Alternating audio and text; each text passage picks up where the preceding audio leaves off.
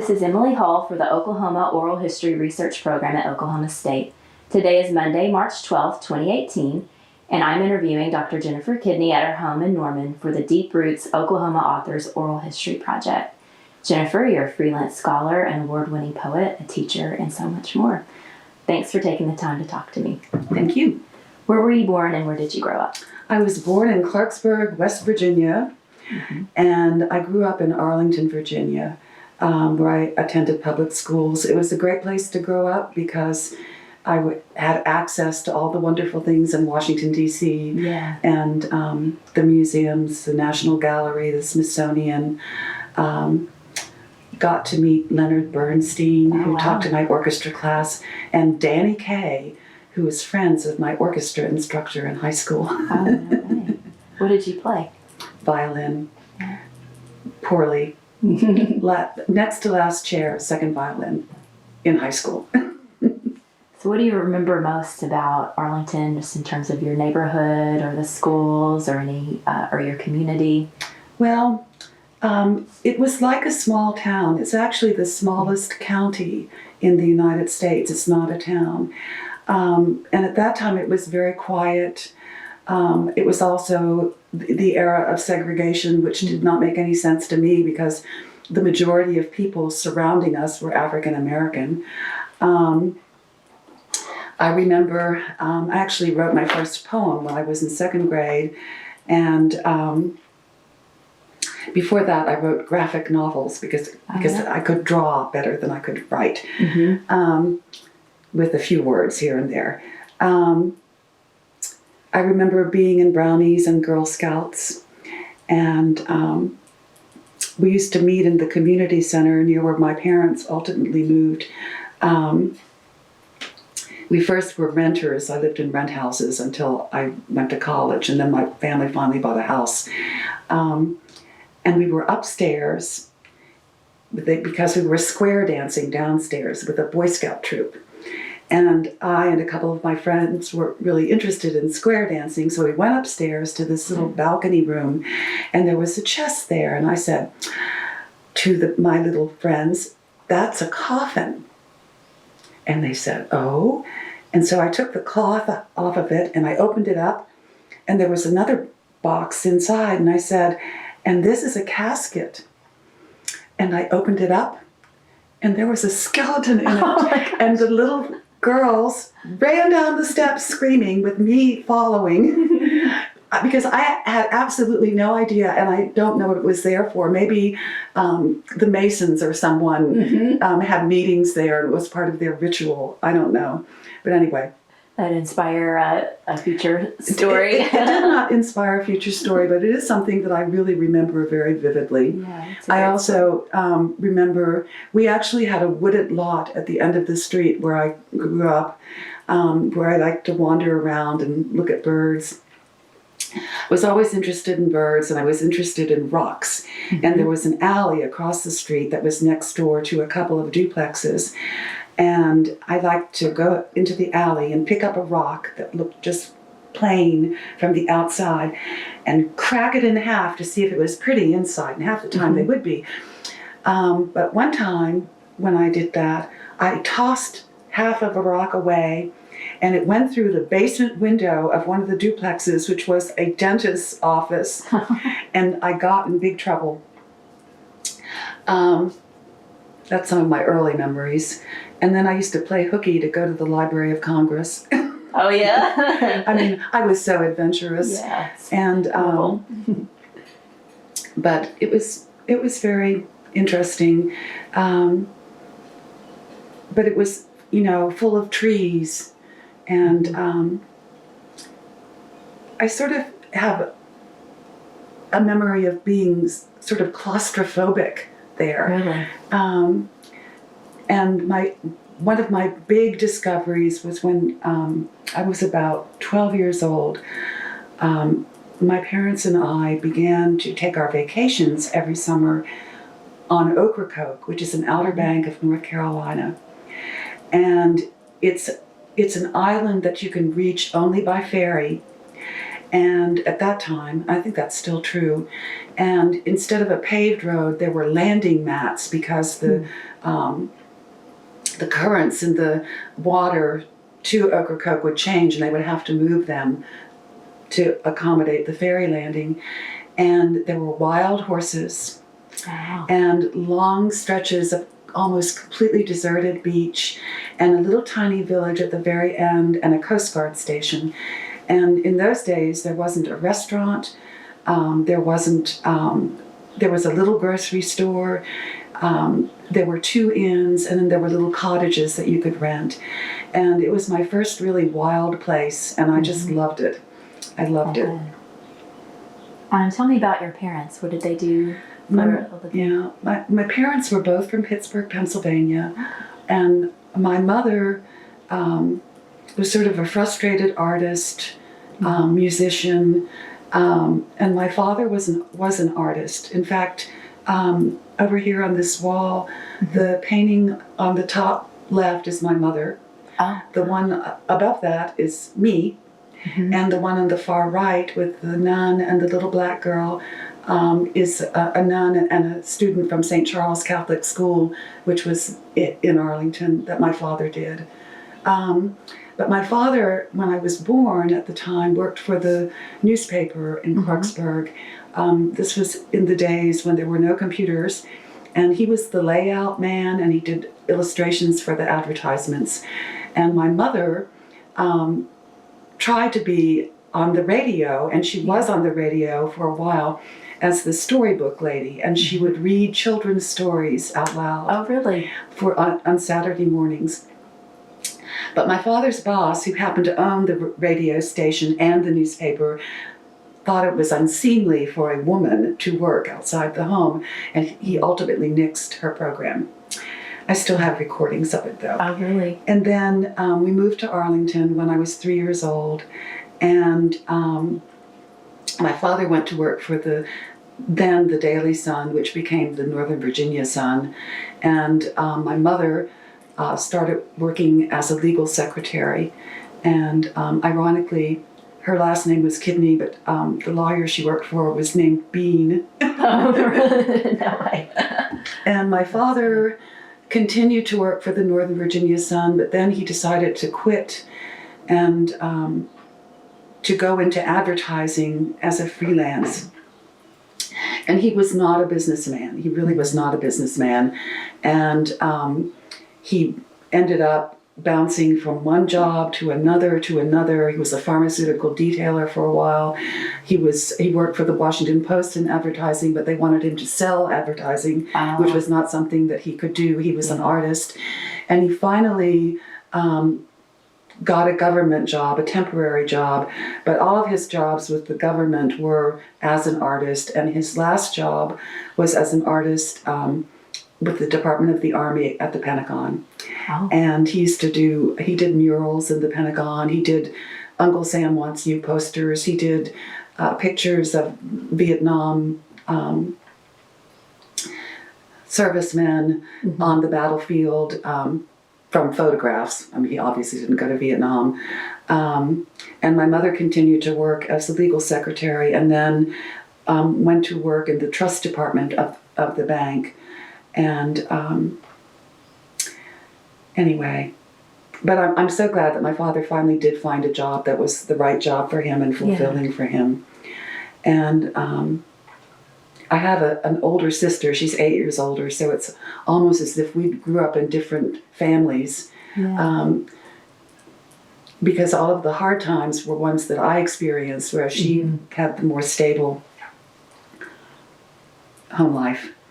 And my mother also wrote poetry, really bad poetry. And she liked to call up the radio station and read her poems over the air.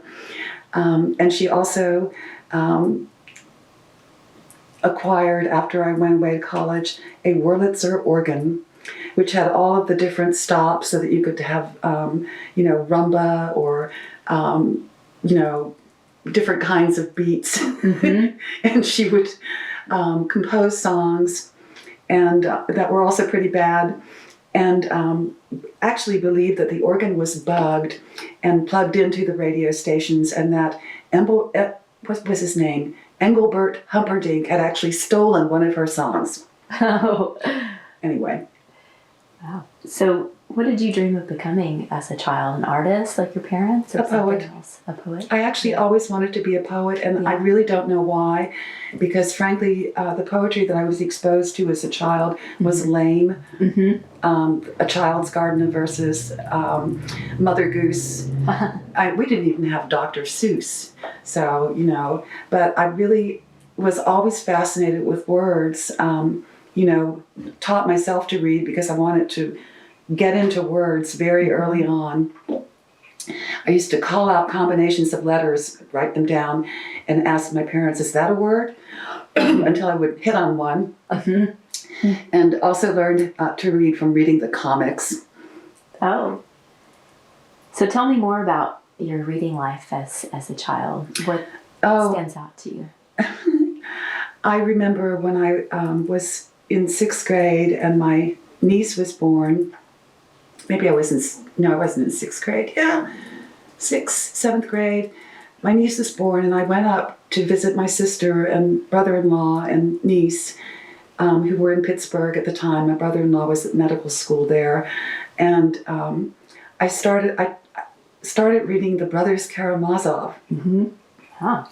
Yeah, I started reading the Brothers Karamazov, and for some reason I thought it was a dirty book. And I snuck it home with me when we came back to Arlington, and I hid it under a chair in the living room, and my mother found it. And she was quite amused that I felt that it had to be hidden. But I also, my favorite childhood books were Freddie the Pig by Walter Brooks. It was a series of books. Freddie and the Ignoramus, Freddie the Detective, and of course just Freddie the Pig. Read a lot of Louisa May Alcott. These were books that we just happened to have, a lot more than Little Women, Joe's Boys, and Under the Lilacs, and all of those. And read Nancy Drew. I've long been a fan of detective fiction.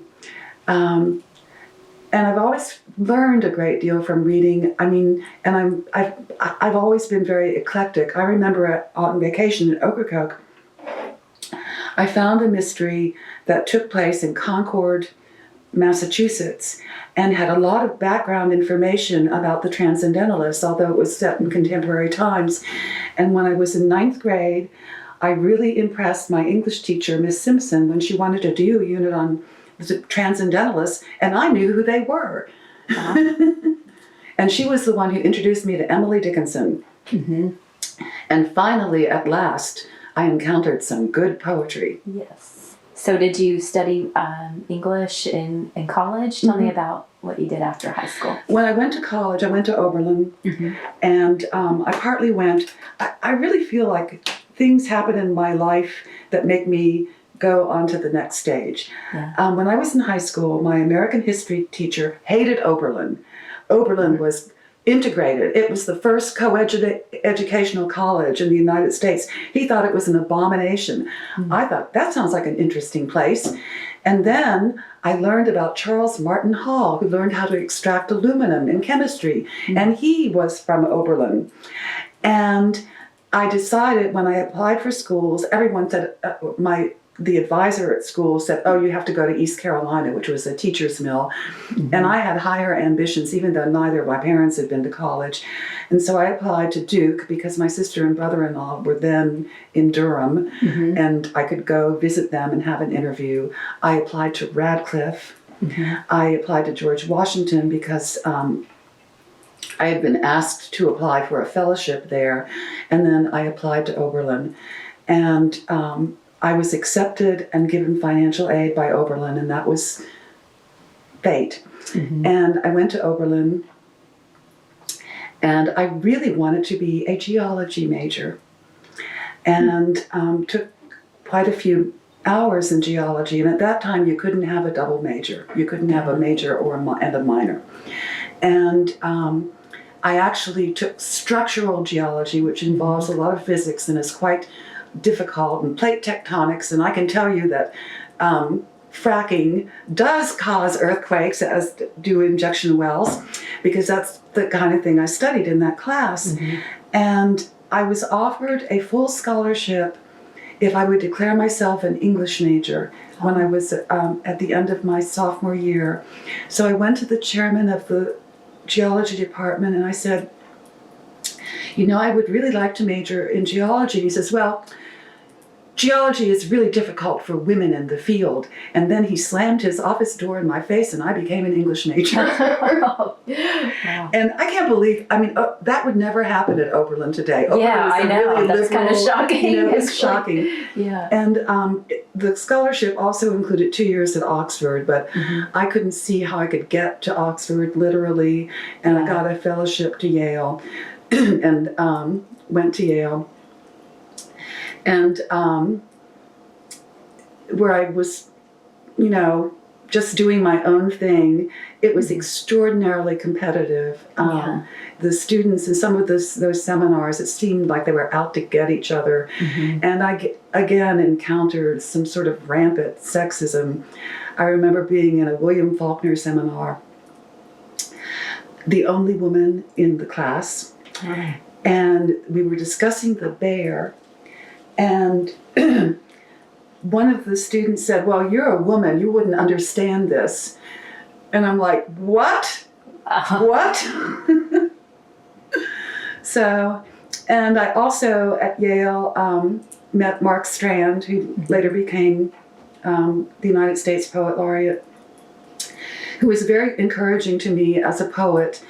And I audited his creative writing class one semester.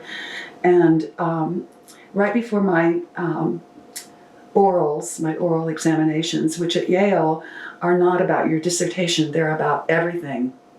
Everything from Anglo-Saxon to the latest. And they last 2 or 3 hours, and you're sitting there in a room with all these professors surrounding you and asking you random questions. And I have to admit that I thought that the Parliament of Fowls was about birds. But they passed me. Yes. But anyway, I don't know where I was going. You were sitting with I was getting ready to take my orals, and the house I was living in was being renovated. And it was very distracting. I mean, there was hammering going on all day long, and everything was in a mess. And it was the night of the National Book Awards dinner, and apparently Mark Strand and Harold Bloom, my dissertation advisor, were attending that together.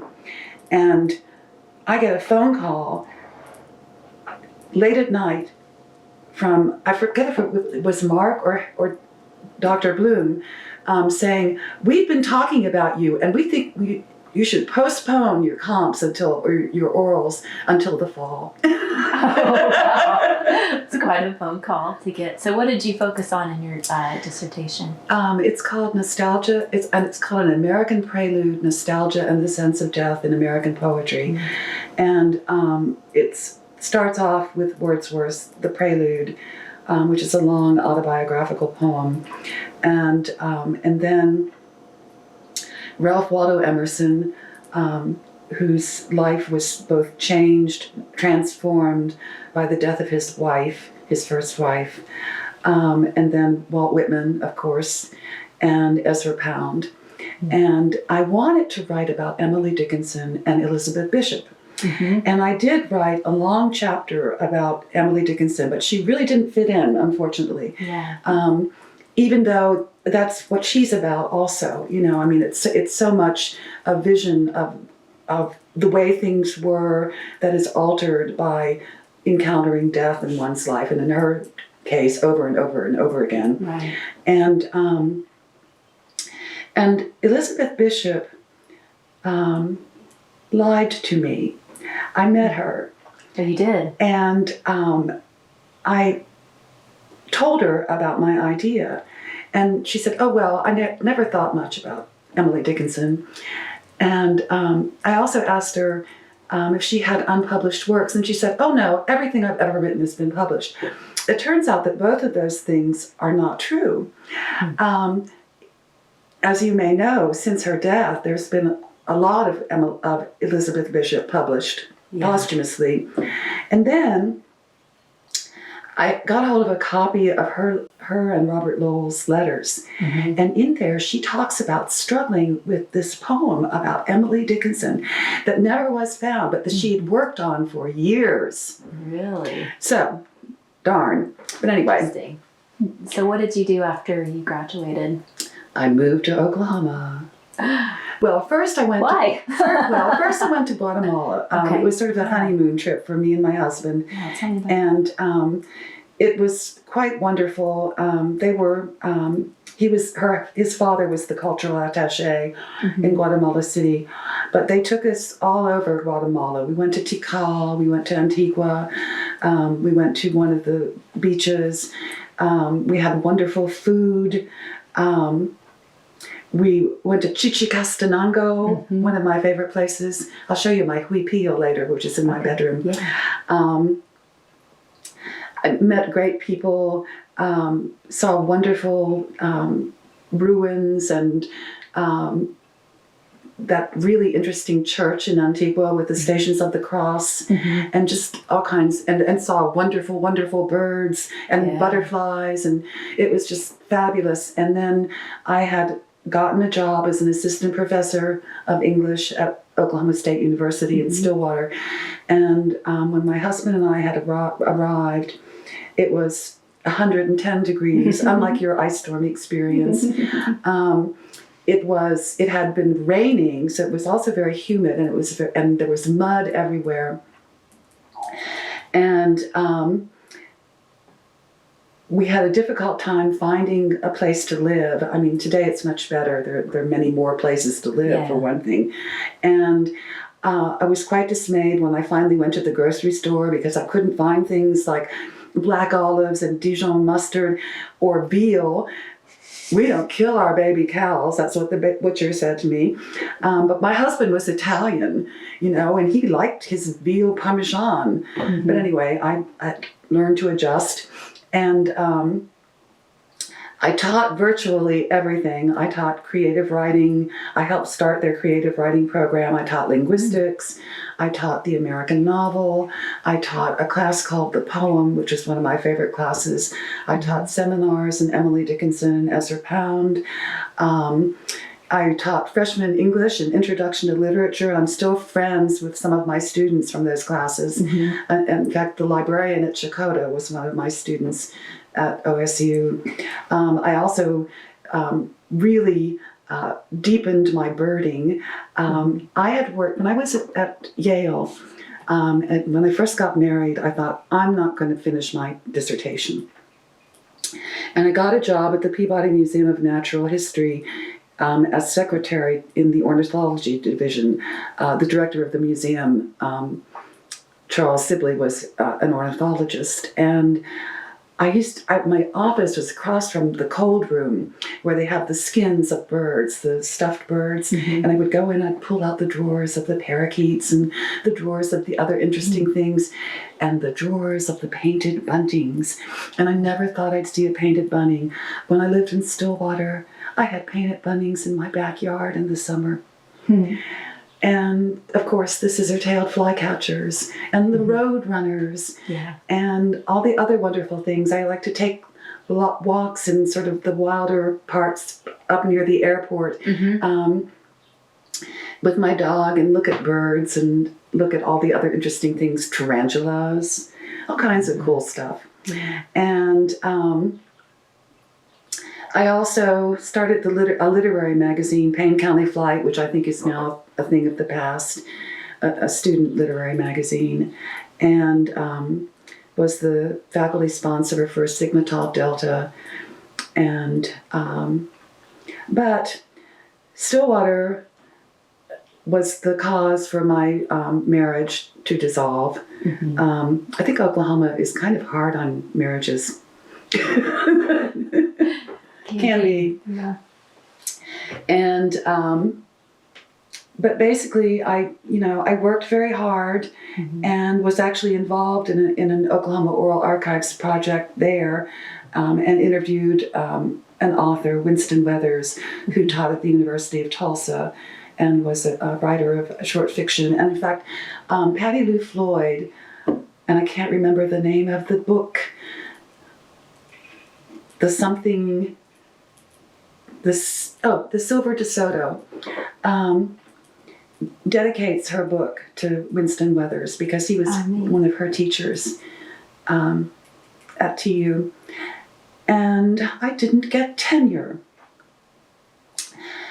which was a crock, but I didn't. Yeah. And in the meantime, I had started working as a poet in the schools for the Oklahoma Arts Council. And I did that for 2 years, and then worked as a summer arts coordinator for an African American community center in Bartlesville, and got a job teaching rhetoric at Southern Methodist University. And Southern Methodist University finally soured me on academic politics. And I went to work for the computer company that pioneered electronic tax filing as a technical writer, documentation specialist, a job description that probably no longer exists. When was the last time you saw a manual with one of your software programs or computers? Right. You know? But I used to write those. Oh, wow. And I was really homesick for Oklahoma. And I'd also spent the summer after I didn't get tenure in Marin County, California, and looking for a job. But I could have gotten a job, but I wouldn't have been able to live on the salary. Yeah, in the San Francisco area. Yeah. And so I came back and was a poet in the schools in Lawton, and then Bartlesville, and then went to Dallas. And but I decided I needed to get out of Dallas. I really didn't like it. And I was either going to come back to Oklahoma, or I was going to go to Marin County, California. So I started applying for jobs, and I got several interviews in Oklahoma and got a job as the executive director of the Norman Arts and Humanities Council. And it was a very bad time in Oklahoma. It was the early 80s, and several banks had gone bust, and there was another oil crisis, and the Norman Arts and Humanities Council went broke and basically couldn't afford to pay me. Yeah. So I got a job with the Oklahoma Arts Council as their arts education director. But in the meantime, I had also been doing some Let's Talk About It programs, and which was a brand new project that was spearheaded by the American Library Association. And the original director was remarrying and moving out of state. And so I applied for that job, and I got it. And for 22 years, I changed its name to Let's Talk About It Oklahoma. I developed a whole bunch of reading and discussion themes. It's a fabulous program. Recruited scholars, did a planning and training guide, and traveled all over the state for 22 years. Is that starting in the late 80s? That was from 1988. Okay. From 1988 until 2010. And then ultimately, I told you that story about the Oklahoma Humanities Council, and I retired in 2010. But since then, I've been an adjunct assistant professor at the University of Oklahoma. And in between, I've always done too much. I've also taught at Oklahoma City Community College, Rose State College, and Oklahoma Baptist University, partly because when I was doing Let's Talk About It Oklahoma, this was stupid. I never asked for enough money for my salary when I wrote the grant proposals. So I needed extra income. So some days I would think, now, do I have to go to OBU, or do I have to go to Oklahoma City? Or do I have to go to Ada? Or do I have to go to Bartlesville to do a program? Yeah, so you traveled this I've been everywhere from Boise City to Idabel, and from Hollis to Miami.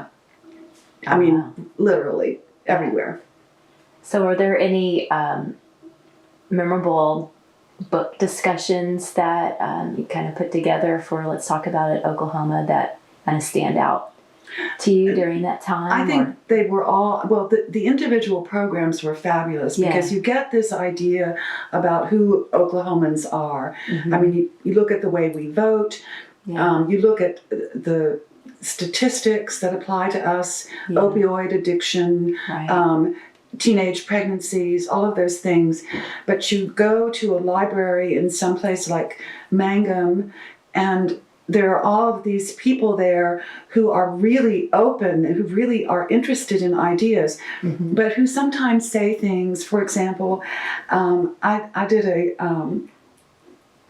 a series called Private Investigations, Hard-Boiled and Soft-Hearted Heroes, that includes Raymond Chandler, but it also includes Kinky Friedman, A Case of Lone Star, and have some person say to me, well, we never knew any Jews.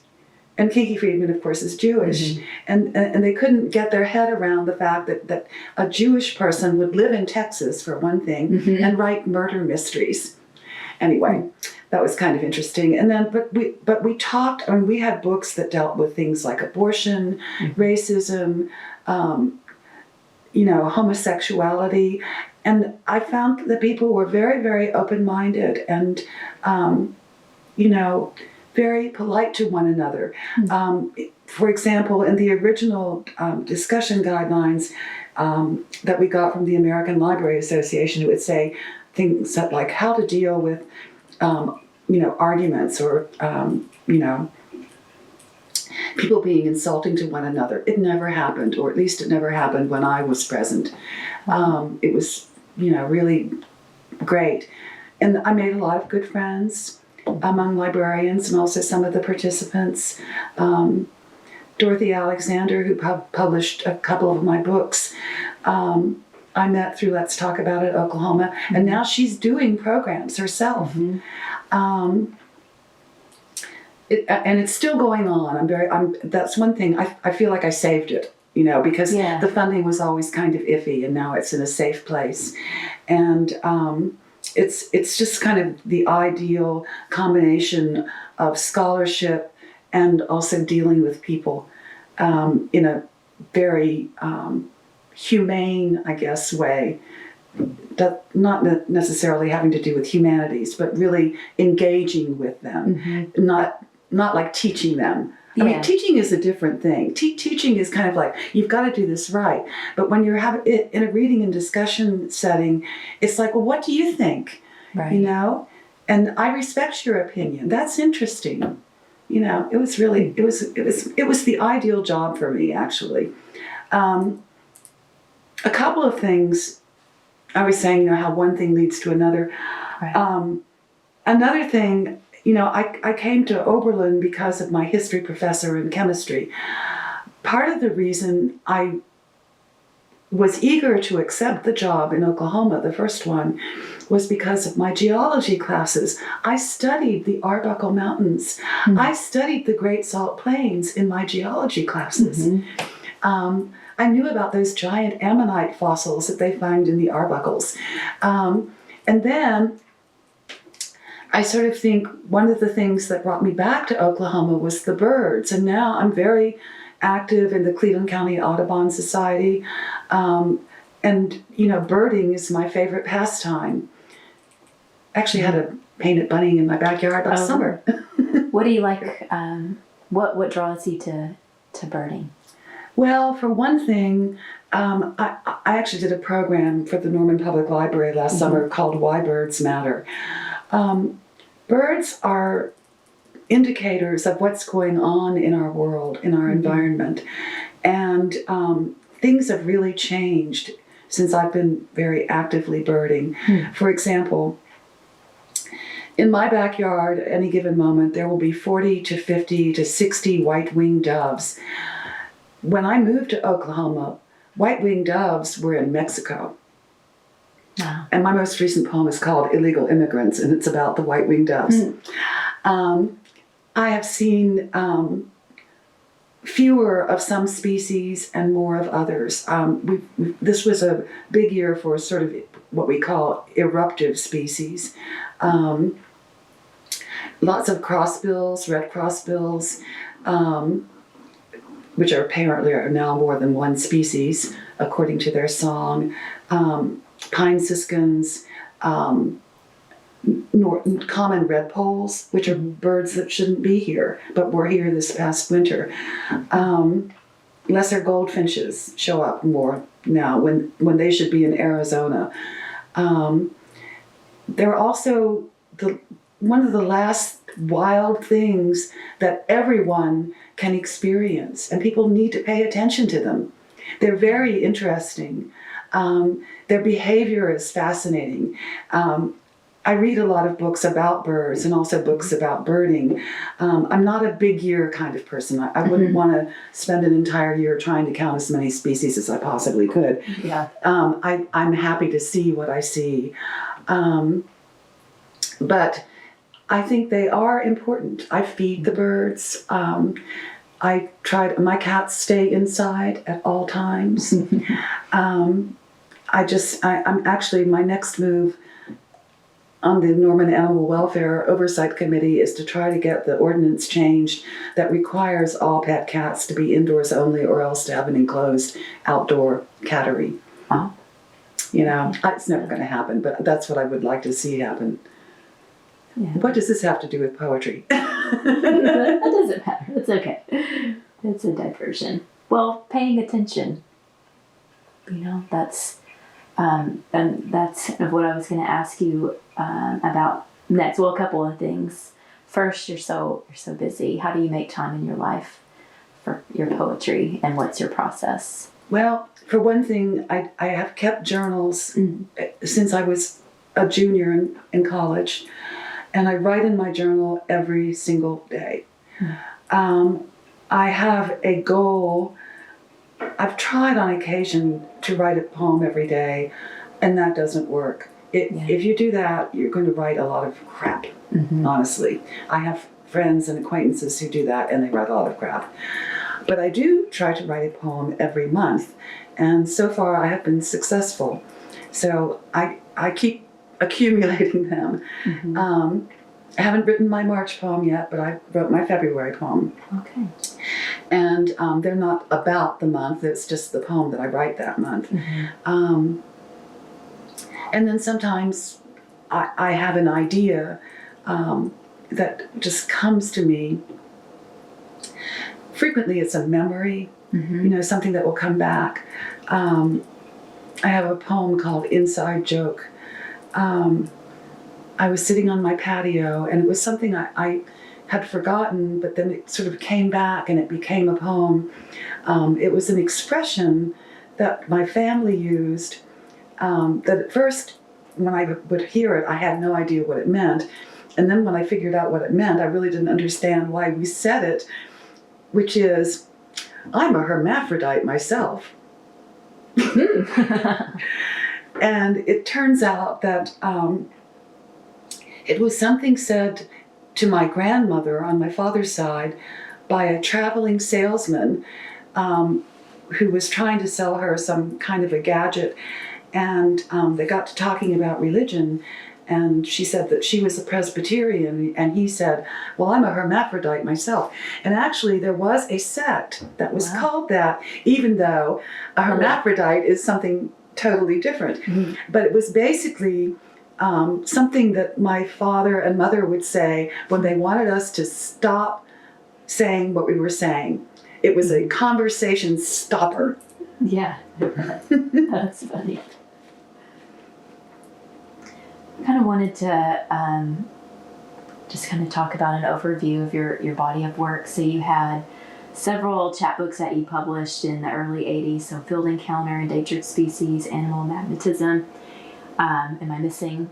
Those are the three earliest ones. Yeah, the three earliest ones. What do you think the connecting theme of your work at that time was, and how do you think maybe you've changed over time? I don't think I have, and I haven't changed. Okay. The Field Encounters actually comes from a poem that was published much later called Life List. Mm-hmm. And Betty Shipley, who was my first publisher, didn't want to use the whole poem. But she liked that title, which is from a line in the poem, field encounters, of each species encountered in the field. And she chose that title. But most of the poems in that book are portraits of people. They're portraits of my maternal grandparents. There are 2 poems about my time in Guatemala. There's a poem about really people watching on Long Island Sound near New Haven. And then the second book is still people focused, although there are more poems about the natural world. There's a poem called Grus Americana, which is the Linnaean name for the whooping crane. But there are also poems, again, like Hellbent, which is a poem in which I use a word which I would never use, but it goes with the character in the poem. Some of the people I've encountered in Oklahoma. I mean, he was it's based on a real person that was very puzzling to me. I didn't see how he got to be how he was. Because he was Native American, but he was.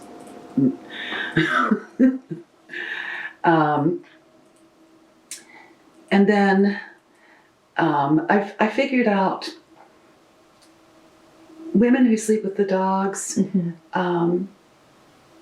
I was trying to write a parody of women who run with the wolves. Okay, I wonder about that. And there was a poem that was part of the suite, the Women Who Sleep with the Dogs suite, which went better with that, with Pincola Estes' book, because it's called A Fable, and it's actually a rendering of a slightly off-colored joke that someone told me.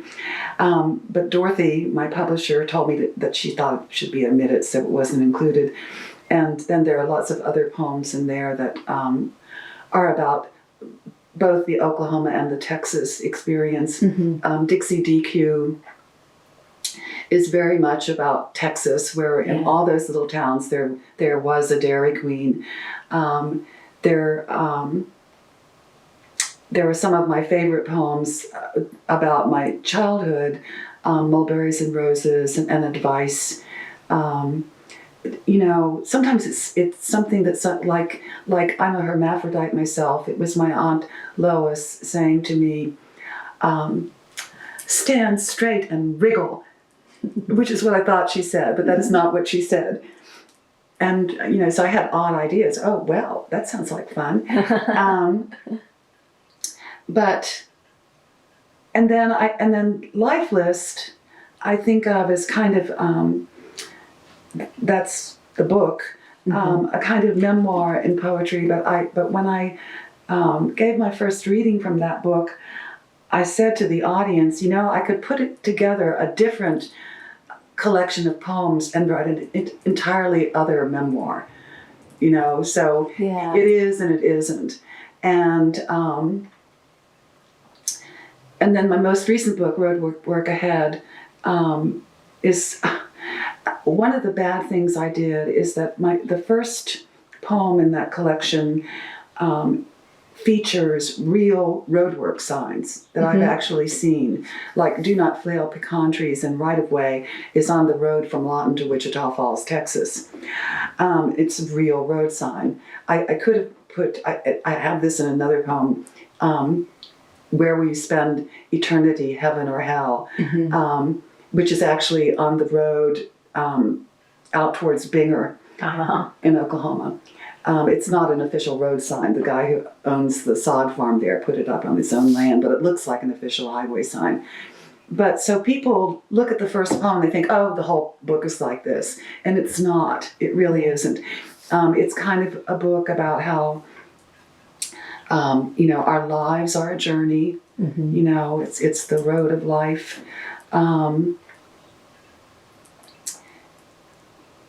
The last poem is called Rough Road Ahead. I don't want to necessarily get to the end of the road. I just hoped I reached my destination. And that book has my opus. It's a poem that I've worked on for years and years and years. I actually have 2 poems I've worked on for years and years. One of them is summer 2004, the Year of the Locust. I started writing that poem when I was 24 years old. Oh, really? And I didn't finish it until I was in my 50s. And part of that is because suddenly there's all this information about things.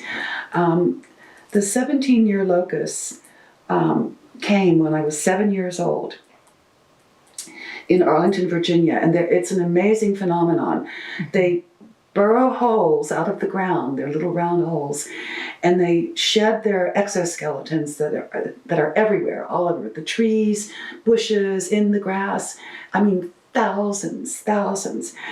And it was something that really impressed me as a child. And the noise they made was unbelievable. I mean, you've heard cicadas on summer nights. Well, this is like cicadas magnified 1,000,000 times. I mean, it's deafening. And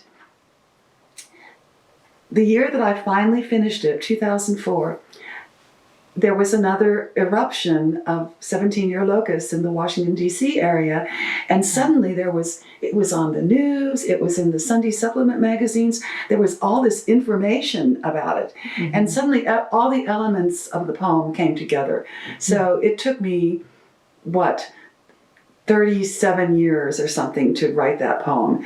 And then the other poem is 12 Ways of Looking at Starlings. Yeah. And Wallace Stevens is not my favorite poet. And 13 Ways of Looking at Blackbirds in particular really irritated me because he never said what kind of blackbird, and there are a bunch of them. And then I got to thinking about starlings. And again, suddenly I kept finding more information about starlings, I guess because of reading my bird books but also news stories, because they are a nuisance. They're an invasive species. They're not native. And now they're everywhere. And I started writing that poem, and at first it was 7 ways of looking at starlings. And then I kept working on it, and it became 10 ways of looking at starlings. And kept working on it, and then it became 12 ways of looking at starlings. And I published it. And then I wrote the 13th starling. So it could have been 13 ways of looking at starlings, but it was too late. Long enough. Working on that. So there's a poem from Women Who Sleep with the Dogs that I wanted to invite you to read. I think it's just perfect for this Oklahoma Authors Project. Right. This is about a true place, although it has changed over the years. When I was teaching, when I was directing Let's Talk About It Oklahoma, the last place that my books were stored was the Ada Public Library. And I used to have to go and get the multiple copies of books and mail them to the libraries practically every week. And I don't even know the highway name. I think it's Highway 39. I go down through Noble to Lexington and over to Asher. And it's the area around Monette. And I've actually written 2 poems about this particular stretch of road. 2 poems about Wanette, Oklahoma. It's called Between Nowhere and Nowhere, Oklahoma. The Honk If You Love Jesus fireworks stand is closed until summer, but OK Tires is trying to keep afloat by selling firewood stacked in neat columns between towers of tires. Last month they had Christmas trees leaning against the storefront. These seem like losing propositions out here 30 miles from the nearest, smallest town, amid a landscape dotted with cedars and numerous dying cottonwoods and oaks ready for the axe. That the locals are enterprising is suggested by the Old West Trading Post, blue heeler pups, hay for sale, and cowboy chapel down the road. As I round the curve toward OK Tires, I keep my eyes sharp for the possibility of tacks strewn along the shoulder of the road by a country entrepreneur seeking to snag a customer. Safely beyond the hub of nowhere, a green and white highway sign surprisingly announces the number of kilometers to the next center of population, no doubt erected by an optimist expecting lost foreign tourists in search of the Wild West. I love that. The Old West Trading Post is still there. Mm-hmm. The sign for the Cowboy Chapel is still there. There used to be 2 cafes, but one of them is out of business. I think the tire store went out of business too. There used to be a bar, and somebody stole the kilometer sign. Oh no. It was just a little too exotic, out of place. That's funny. And my second poem about Juanette is about the road runner that I almost inevitably see when I drive by that particular curve of road. Mm-hmm. I mean, if I look for him, I probably won't see him, but if I'm not looking for him, I'll see him. Yeah. Either just sunning himself on the side of the road or running along. In fact, one time I saw 2 of them. Oh, really? It was after a Scissortail festival coming back. So they were getting together. Yeah, never know what will inspire you. So, but I do write a lot of poems about birds or that have birds in them. And I decided, I'm right now shopping around a big book that I decided, I was calling it The Road to the River, and decided to completely reorganize it, and I'm calling it Bird Watching in Oklahoma. Oh. And it is pretty much bird-oriented. The first part of it is the road to the river. This is a place where I take a walk every day.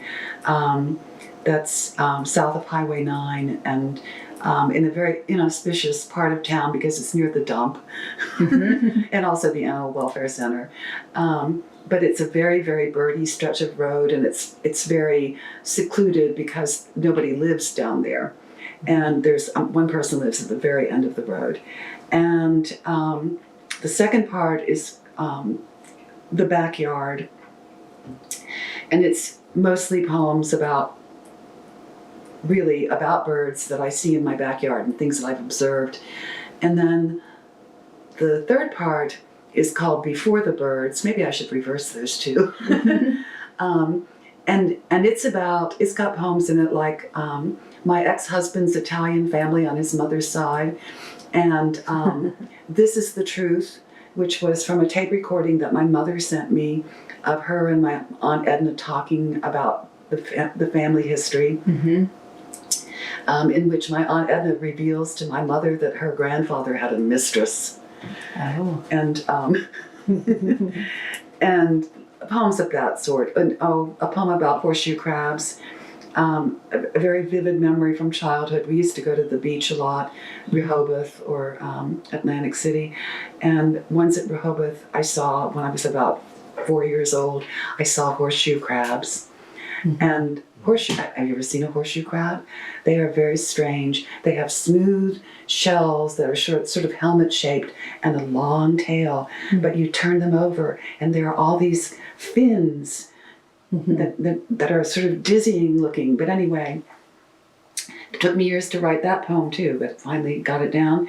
And then the last part is Bird Watching in Oklahoma, and that's the title poem of that section, and it ends with a poem about Christmas bird count, which is something I participate in annually. And I have a big dinner party at the end of the day here. And I've had as many as 22 people in here. Oh, wow. It was pretty crowded. Yeah, it's a good party. But I love to cook, and And the bird people all think I'm a good cook, so Yeah, so it's nice. It's rewarding. So it works out. What's the best writing advice that you could give other writers or poets? Well, first of all, read. Mm-hmm. I think that reading poetry is very important. I think I feel that writing poetry is very much like learning to paint or sculpt. Mm-hmm. That there are basics. I'm going to sound really conservative. That there are basics that you need to know. There are many ways to write poetry, and but I feel that being able to write a sonnet Mm-hmm. is a valuable skill. It's also a great form. I mean, it's just the right length for all kinds of things. I feel that it's, especially when you're starting to write poems in various forms, try to do a sestina, write a villanelle, because that might not be the good poem, but it might be the start to getting to a good poem. I also feel I'm embarrassed sometimes by people who write poetry that is too strident, too obviously political, trying too hard to make a statement. I think you can do all of that, but I think you can do it by using language in a much more graceful and effective way. I love words. I think you need to use a dictionary.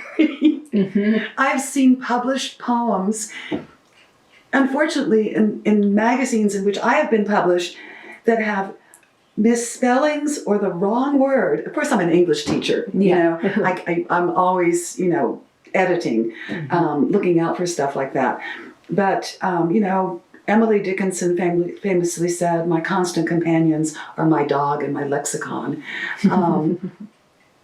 Dictionaries are fabulous. I have shelves of dictionaries back in my office room. Not just one dictionary. I've got two shelves and two dictionaries that I keep out at all times, and a dictionary of Latin phrases and a thesaurus. But thesauruses are tricky because the connotations are not always carried into the thesaurus, and you can find a word in the thesaurus that you think is a synonym, but it's not quite the same thing. I had a student writing in an essay today about how the Greenland Norse couldn't cohabit with the Inuit. Well, cohabit has a kind of connotation of, living in sin. Right. And what he really meant was coexist. And I'm like, no, I don't think so. I think a lot of poetry, what makes poetry great is also its music. Mm-hmm. And I think a lot of poets today don't pay enough attention to the way it sounds. And I could tell that also from published poems that seem to exist so very much on the page, but don't exist very well when you get them off of it, and because poetry readings are so popular these days, I think that it's important that the poetry have some music. Also, people, I did this with Poetry Out Loud, and I also did it with a group of kids at Curtis Inge Middle School over in Noble, who were doing this event called Poems, Puppies, and Pies at the Animal Welfare Center. People need to learn how to read poetry out loud, not poets themselves also, not just other people who are reading poetry. I remember hearing Robert Frost at the Library of Congress, and it was such a disappointment because his poetry is very musical, but his reading was mumbling. Oh no! It was mumbling, but he was very old at that time. I also think that poetry doesn't need to be about highfalutin subjects. That was something that Emily Dickinson taught me. She also taught me her wonderful sense of slant rhyme, and yes, you can sing some of her poems to the Yellow Rose of Texas, but that's true of any poem that's regularly metrical, because that's how you write song lyrics. You match notes to a syllable.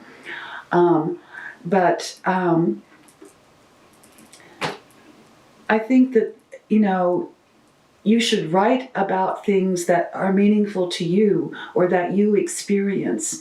A lot of my poems, I think I write out of empathy. I'm trying to understand people. Yeah.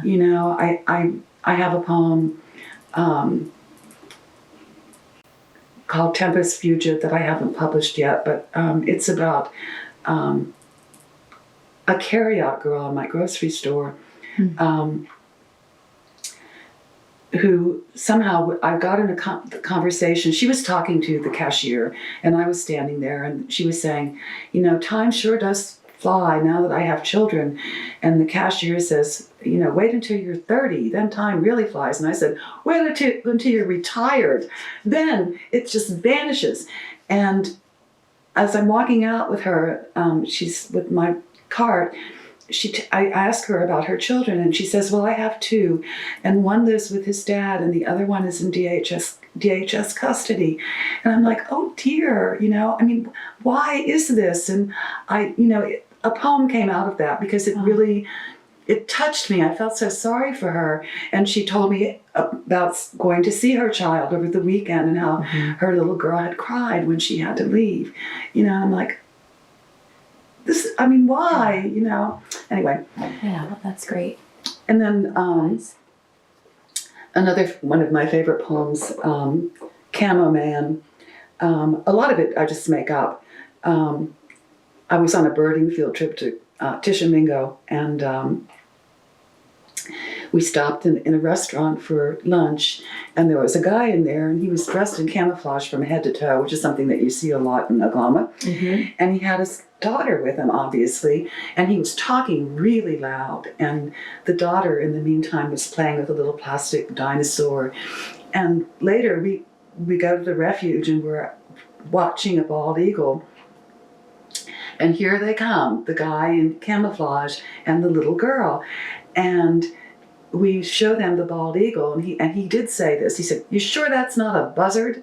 And then he proceeded to tell us all these wild stories about things that had happened to him until we finally had to leave. That was also, and I didn't write this poem yet, but that was also the time we went to another part of the, it's a submerged town at the Tishomingo Wildlife Management Area.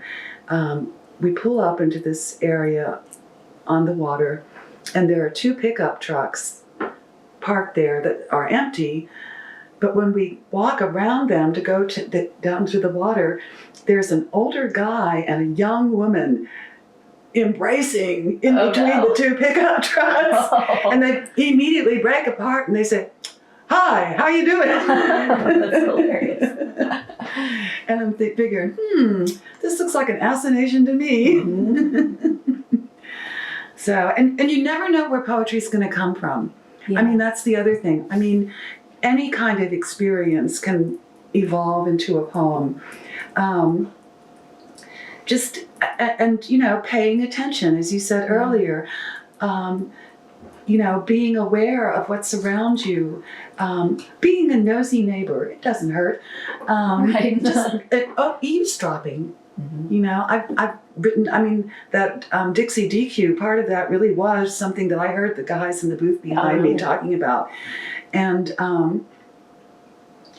it was funny because I'd been visiting my friends Roxy and Judy Gordon at their house up, as they called it, out in West Texas, and was driving their son JC's friend back to Dallas. And this kid had hollow legs. I think we stopped at 3 Dairy Queens. And he was on like his third ice cream sundae. But that would also be a poem. But some things, though, a lot of people, people ask you, what kind of poetry do you write? Yeah. And you can't answer that question. But a friend of mine said to someone who asked me that question, "Oh, she writes funny poetry." And to some extent, that is true. I do write a lot of poems that are funny. I've got a poem called "How to Pick Up Men at Atwood's," for example, which is not about me. It's about that girl that you see in the flip-flops and the pajama bottoms at the grocery store in December.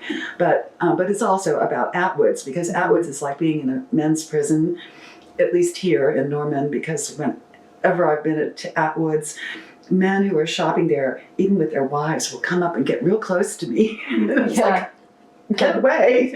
That was hilarious. But anyway, the truth is, if I wrote about all of the terrible things in the world, and this goes back to those really strident poems that just I find embarrassing, I wouldn't write poetry at all.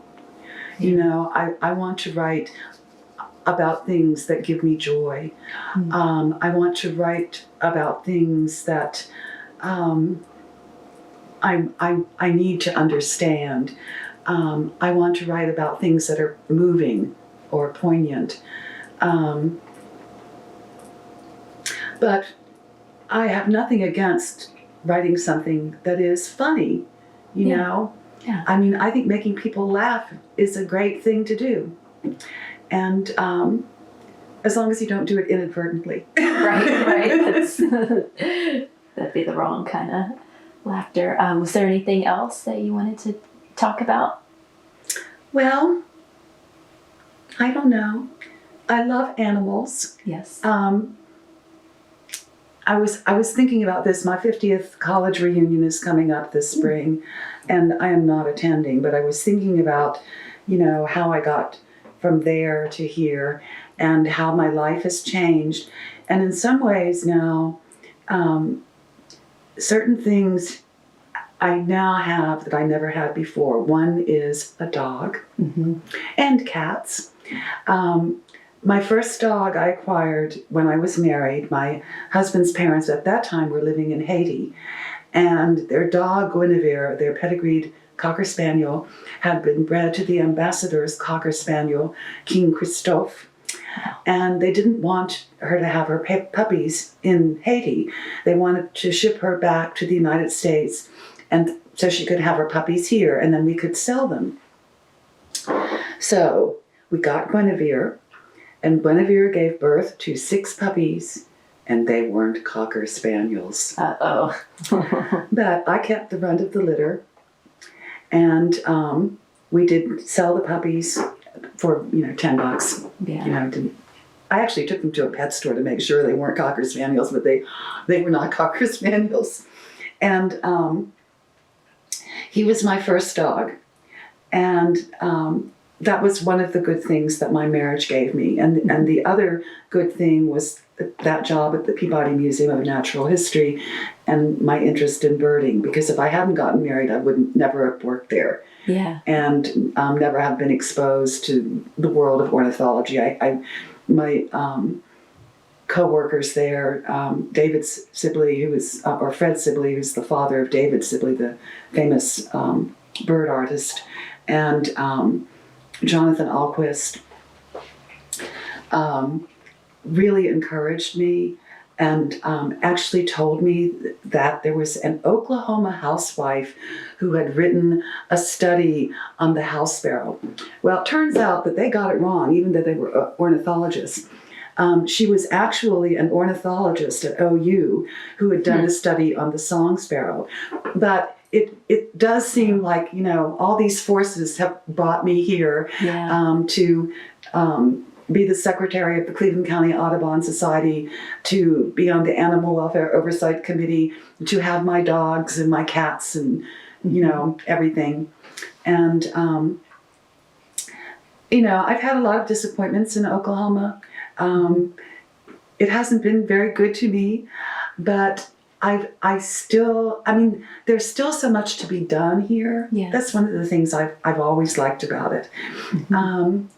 You know, I think it's still a growing kind of place.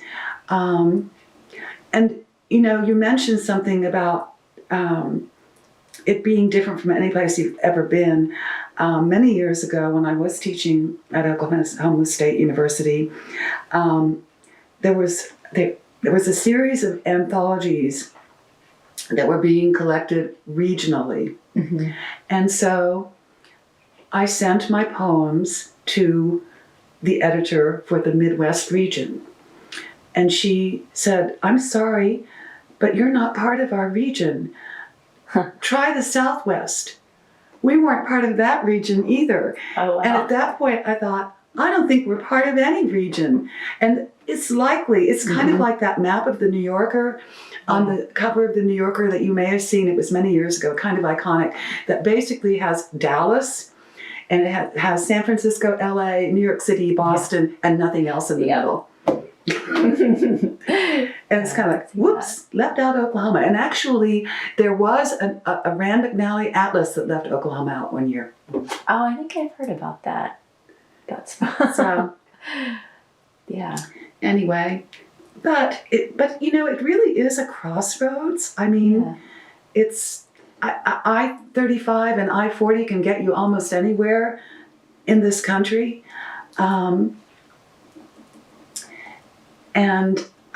there are things that disturb me that I feel that there are kinds of growth that are happening that is the kind of growth that we don't need. We need better education. We need to invest in that, definitely. We need better protection of our green space. You know, there's just, but there's so much good here. I mean, I've been to places like the Great Salt Plains, which is fabulous. And yes, there is the Salt Plain, which is just a desert, white crystal desert. But the rest of that area is beautiful woods filled with deer and wonderful birds. And Cherokee, which is the closest little town, is a very beautiful little town. I've been to Red Slough, which used to be rice fields and really looks like the low country of South Carolina. And again, is a wonderful birding place. Birding now gets me around the state instead of book discussions. And I've been to Little Sahara. You know, I mean, it's a really neat state. The Arbuckles and the Wichita Mountains are so unique. The Arbuckles are like a rare double geosyncline mountain chain, which means that they upheaved and folded over twice, you know, over centuries. And the Arbuckles are like, you know, worn down, but, you know, still really neat. I think they look like teepees. I think that's neat. And I don't know. And I think if I had grown up in Oklahoma, I think I would have been a painter instead of a writer. Yeah. Because you really have to look at things here. You really have to look. The beauty is there, but it's not, you know, in your face beauty. It's very subtle. It's interesting. You can't see it so much now, but it used to be when you would drive south on I-35, there would be large stretches of land where there weren't buildings. Now there are billboards and there are shopping malls and truck stops everywhere. But you could see all of the trees were sort of bending to the north because of the prevailing south winds. And there are a couple of places on I-35 south of here where there are like gullies where the red dirt is exposed, and you know, it's beautiful. Yeah. The Gloss Mountains are beautiful. The only problem is, you know, and there are places where, you know, you see a lot of sagebrush. I mean, we have all these different, really, ecosystems in Oklahoma, but then over near the Gloss Mountains or Glass Mountains, whichever they are, there's all of this oil and gas works that runs through all of this landscape that kind of ruins it. The Cheyenne, Oklahoma is another. The town itself is not very nice, but the approach to that town and the land around it is gorgeous. Except now there are wind farms everywhere. Yeah, another kind of visual disruption. I also wrote a poem about wind farms, which is compares them to scythes, the blades. They worry me. They really do worry me. And they also, you know, I keep learning new things. They make noise. Yeah, They're not loud. quiet. Yeah. Anyway, I'm always afraid I'd be driving towards a wind farm and get hypnotized by the It could feel like that. and drive off the road. And it seems like every time I go somewhere, I see new ones. Anyway, I'm getting off the topic again. Well, that's fine. Well, thank you so much for your time and for sharing your advice. I enjoyed it. Thank you.